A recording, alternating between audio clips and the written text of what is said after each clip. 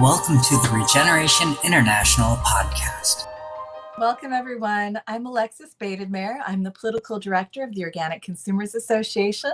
I'm here with Ronnie Cummins. He is our international director and also one of the founders of Regeneration International. So happy World Food Day, everybody. We're continuing with our broadcast, and this is part 2 of the conversation we started with Ben Dobson of Hudson Carbon.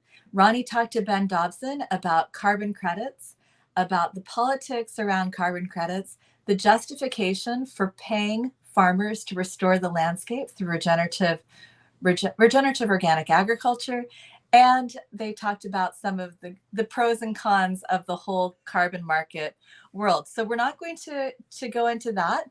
If you're interested in those subjects, go back to our interview with Ben Dobson. But in this conversation, Ronnie, I'd like to talk to you about a great example of a project that really does deserve carbon credits. And I'd like you to tell us about the Billion Agave Project, how it functions as a regenerative agriculture system, but also about how this project would be good for a carbon credit system and how that would work. And what it would enable in terms of bringing this regenerative agriculture project to all of the places in the world where it would work. Well, thank you very much, Alexis. The role of Regeneration International the last couple of years has been to search the world for what we consider best practices and game-changing best practices of organic and regenerative agriculture. Now, what do we mean by this? Well, we mean practices around the world like people in Brazil restoring degraded rainforests or deforested rainforests and bringing it back to full, the full carbon sequestration and environmental services that it was before it was deforested. Or what we discovered a little over 3 years ago in Mexico is a system, the agave agroforestry system. And basically, we believe this is one of the major game changers around the world. Why do we say this? Okay, 40% of the world's lands are what people call semi-arid or arid. Well, what do they mean by that? Well, it means that they're not quite desert yet, but they're getting there quickly. They're typically not capable of supporting crops any longer. If they're grazing animals on it, they've been overgrazed. Typically, the farmers and herds people who are working these lands don't have wells, and they're not going to get irrigation. It's extremely difficult to carry out reforestation in these areas because there's usually limited rainfall. It's usually just part of the year. In the rainy season, you have, like where we are in Mexico, 8 to 9 months where there's no rain whatsoever. So it's very challenging to grow crops. It's very challenging not to overgraze, and it's very challenging not to or to be able to reforest these areas. And so that's why when you look at the 40% of the world that are arid or semi-arid, this closely correlates to the 40% of the world where the poorest people live. It correlates to where there's the most extreme forms of forced migration, where people, especially young people, are leaving their home communities and trying to make their way to big cities or to Europe or North America where they can make a decent living or survive. It's also the areas where there's typically the most violence or civil strife, where drug gangs are roaming, where there's, essentially civil war, going on. So any system that we can find that's organic and regenerative that could work in this part of the world, the 40% that's arid or semi-arid, would be a big deal. And so lots of people have tried in these areas to make things better. But a little over 3 years ago, we visited a farm in Mexico, about 45 minutes from our organic research farm. and we saw something we had never seen before, something we'd never read before in the literature that was quite amazing. And this was the growing of agaves, which are a common plant in semi-desert areas. Large plants, you've probably seen pictures of them if you haven't seen them in the U.S. Southwest or other places that are used to grow. They use the root stock or it looks like a pineapple for tequila, to make tequila or to make mezcal. But that's typically all people have heard about with these plants. Well, what these small farmers in north central Mexico discovered was that the half of the biomass of these plants, the plants can weigh as much as a ton, after 10 years when they're mature, but at least half of that biomass, if not more, are the leaves of the plant. They're in Spanish, they're called pencas. And these leaves had always just been considered a useless part of the plant, partly, in large part because they're indigestible to animals or humans. No one had ever produced anything of great value from these plants. I mean, there's some secondary uses, wrapping barbecue or barbacoa in these plants for flavor and a few things. Anyway, what these farmers discovered was if you chop up the leaves of these plants, you can prune them progressively from when they're 3 years old all the way to maturity at around 10, 12 years, our varieties. You chop off these leaves, you chop them up finely, you put them in a closed container and ferment them. You don't add anything else. The plant leaves will ferment into a digestible and, in fact, nutritious and healthy animal food supplement. Now, this is basically like discovering a massive new food source that no one knew was there before.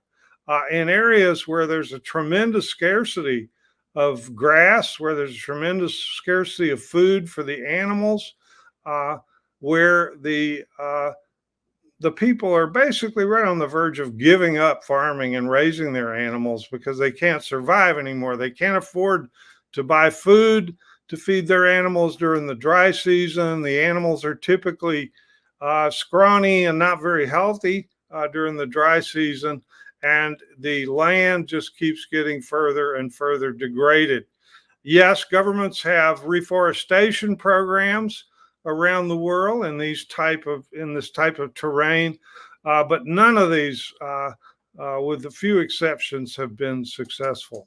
So what we saw when we first visited this farm was that they had combined the tree cover of the native tree cover of a mesquite tree and the agave in a densely planted agroforestry system where they had 2,000 of these agave plants, which get quite large over time, with 400 or so mesquite trees.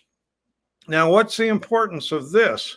Well, the importance of this is that a monoculture of just agave, it's going to look good, it's going to grow fast, but it's going to deplete the soils because the agave plants growing so large, so rapidly, they need nitrogen and they need nutrients from the soil. So just the same way that corn, beans, and squash in combination, what's called a milpa in Mexico, keeps the soil nourished. The beans put the nitrogen in the soil that the corn pulls out. The squash smothers the weeds that would slow down the growth, retard the growth. That mixture of those three combos kept things in balance. Well, this mixture does too. The amazing thing about agaves are that they're growing in 20% of the world's lands right now. They don't grow where it's really cold, but they grow in these desert and arid, semi-arid areas. Well, why is that? If they started in Mexico, in Mesoamerica. How come they're all over the world? How come you find these agaves in India and China and in Southern Africa, even in Oman, some of the Middle Eastern countries? Well, it's pretty simple. It's because the colonial powers, Britain, Spain, Portugal, brought agave plants from Mexico to their colonies around the world, starting about 200 years ago, because they were the main source. Henneken, they called it, the fiber from a variety of the agave was the main source for rope. It was the main source for bags that people used to carry things, for ship sails and clothing, and it had enormous potential. The fibers of this plant are really strong. But then you have the development of modern cotton processing equipment, starting, a little over 100 years ago, and later the discovery of synthetic plastics that really made Henneken obsolete. So you don't see, Henneken rope. I mean, there is some, you can find it, but you don't see Henneken rope and garments and other production before. So, but in the meantime, the colonial powers had taken these plants all over the world, and not just the variety that produces Henneken, but other varieties as well. So today, they're out there growing wild. In most cases, they're not being utilized for anything. But you also find something else, and this is Mother Nature's invention, not ours, is whenever you have a land that's moving from grassland or savanna into desert, being desertified, Mother Nature tends to put out trees that put nitrogen in the soil, hold the soil from erosion, and they also they put out bean pods, and these are called acacias, and mesquite is one of these. But acacias grow in the 40% of the world that's arid and semi-arid, and we're often in the same area as the agave. So these are native trees and a native plant, a native desert succulent, a giant native succulent that are compatible together, that can grow together. And the amazing thing is they don't need any irrigation. The trees need a little bit when they first get going. We tend to transplant them at the beginning of the rainy season, so they get a little moisture. The characteristic of these trees that you find in these arid, semi-arid areas are that they don't look that impressive, usually above the ground. They grow very slowly above the ground. But what's amazing that people didn't realize for a long time, they have enormous roots. Like a mesquite, a mature mesquite tree can go down 125 feet, the roots. They are a keystone species. They're the home for the mycorrhizal fungi that is like the internet of the ground, in the area. They are an amazing tree. And, where I grew up in Texas, mesquite were considered a nuisance because they have these big thorns on them. Cattle, get stuck by these thorns. You get stuck by these thorns. They're not very big. Yeah, when they get older, 50, 100 years old, the wood is really hard, really good, really valued. But we never understood. Yeah, ranchers noticed that the animals really like the pods of the mesquite that come out a couple of months a year. And, they're good feed for the animals when there's not much else out there during that time of year. But that's about it. But here we're looking at a game changer. Our system of a couple of thousand mesquites, a couple of thousand agaves interspersed with, say, 400 nitrogen fixing mesquite trees or acacias can sequester 140 tons of CO2 per hectare, or, about 50 tons per acre on an extended basis after 10 years. So it will continue to sequester that above ground. the trees will, many of these acacias can live for 100 years or more. So we're looking at a product that is sorely needed, which is animal feed supplements. We're looking at something like when we combine mesquite flour, which is high in protein, with the fermented agave, we end up with something better than alfalfa. Certainly better than corn for herbivores, for grass-eating animals.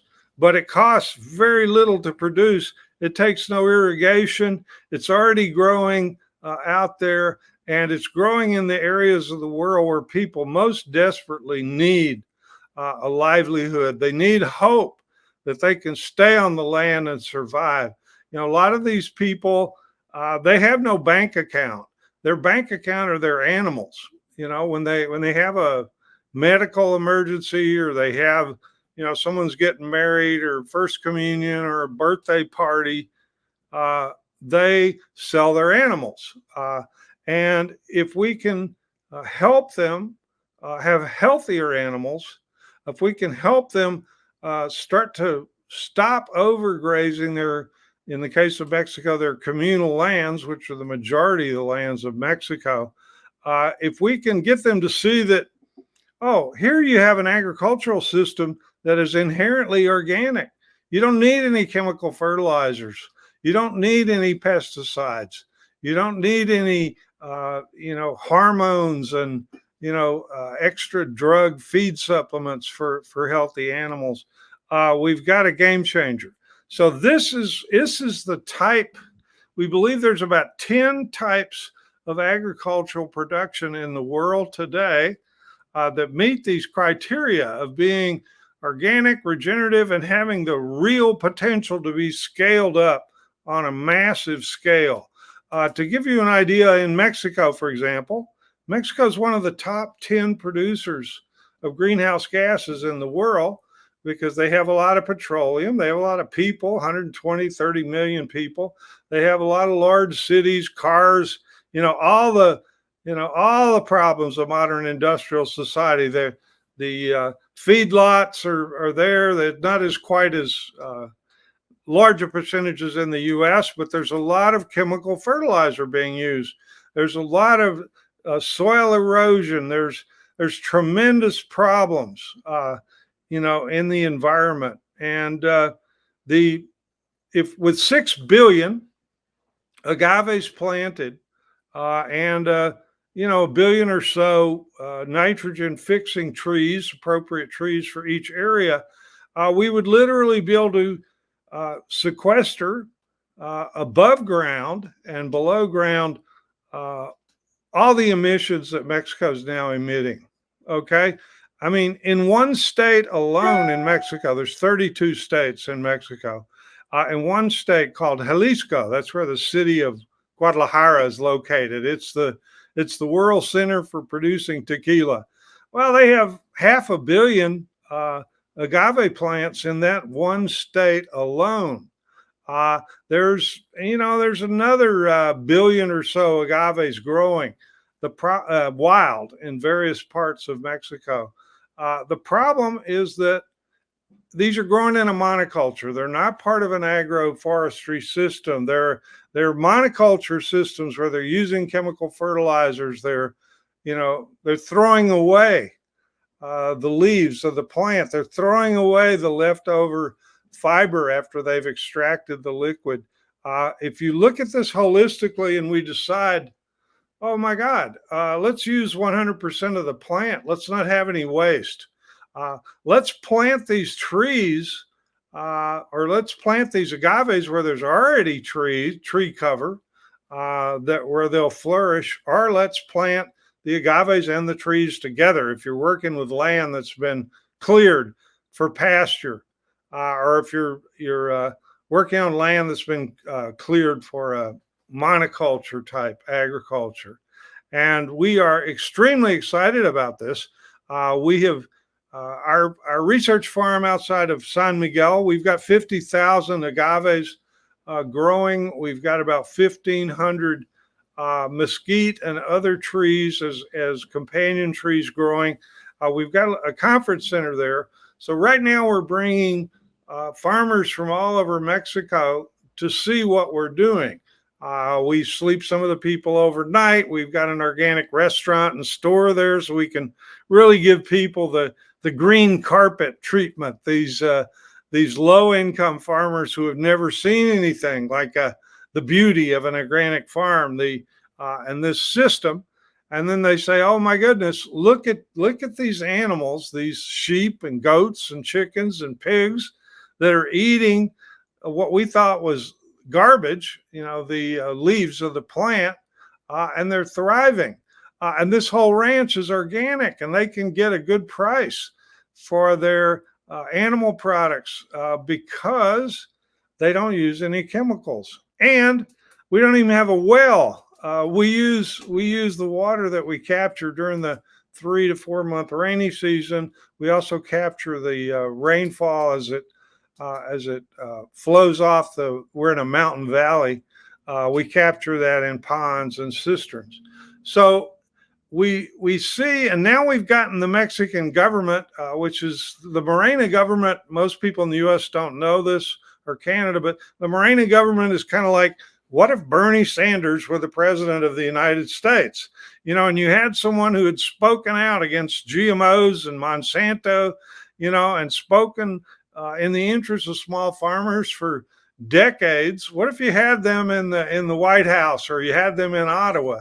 And some of the activists that we've worked with for 20 years in Mexico against Monsanto, who helped us achieve a situation where GMO corn is banned to be grown in Mexico. GMO soybeans are banned to be grown in Mexico. The government says they want to stop importing the 18 million tons of GMO yellow corn that is brought in from the U.S. every year for animal feed. The government has announced that they want agroecology, which is the name in Latin America for organic, to be the norm. Well, that's the situation we have. So we're now excited that we have the federal government, we have the mayor of Mexico City interested in this system. We've got farm groups all over the country, including indigenous communities, co-ops, organic certifiers, and we believe this is going to be a $1 billion enterprise for small and medium farmers that's going to develop utilizing plants that are native, that are right there. And with Regeneration International, we do have some staff overseas in places like Zimbabwe, in Southern Africa, in Myanmar, in Asia, in Australia, and we're getting inquiries from all over the world. Okay, where are we going to get the money to help deploy this system? Well, we believe that, like Ben Dobson pointed out, there can be a new stage of carbon credits that's not greenwashing, that's not just enriching people who already have a lot of money, but that could actually pay farmers to do what they're doing to improve the environment, to use less water, to create a situation where more rainwater penetrates into the soil, where the soil fertility comes back, where you produce on unproductive land, or land that's very difficult, the food for your animals, the food for yourself, where yes, you still can produce these products for the market like mezcal or tequila or inulin, which is a very valuable nutritional supplement that also comes from this plant. But basically, where we can help local people, there's 1 million local communities across the world where there's some farming or gardening. We need to help these people, according to each situation, rediscover what's already out there, the best practices of their neighbors. And this is one that is going to have a major impact, not only in Mexico and Central America, but also in the southwestern U.S., where farming is becoming increasingly difficult, where water is increasingly scarce, where livestock can barely survive, and where farmers are starting to wonder if they can make it anymore. So we're looking forward to this year.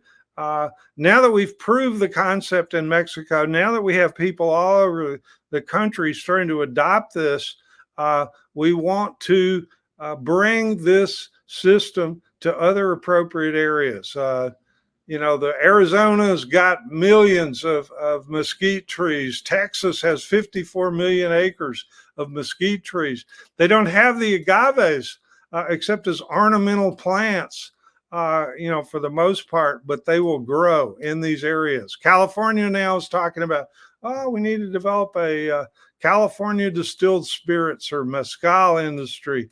The Imperial Valley, the whole agribusiness area of California can no longer function overusing water and growing plants like alfalfa and almonds that there's simply not enough water. This system is going to be one of the systems that takes over. So we invite you to go to the website of Regeneration International, subscribe to our free newsletter, look at the systems that we're talking about around the world, that we don't need to reinvent these systems. They're already there. What we need to do is figure out a way that we can support the farmers and herds people, pastoralists, ranchers who are deploying these systems, do so. And this will be something that, like I lay out in my book, Grassroots Rising. Yes, we got to move to alternative energy. We got to conserve energy, but we also have to make organic and regenerative farming and land using the norm. We got to plant 1 trillion trees.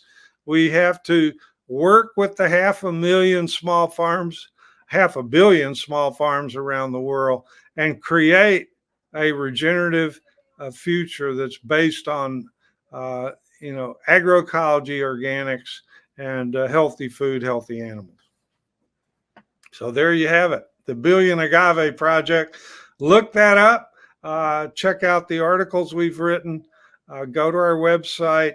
There's links from organicconsumers.org. There's links at regenerationinternational.org, and in Spanish, viaorganica.org.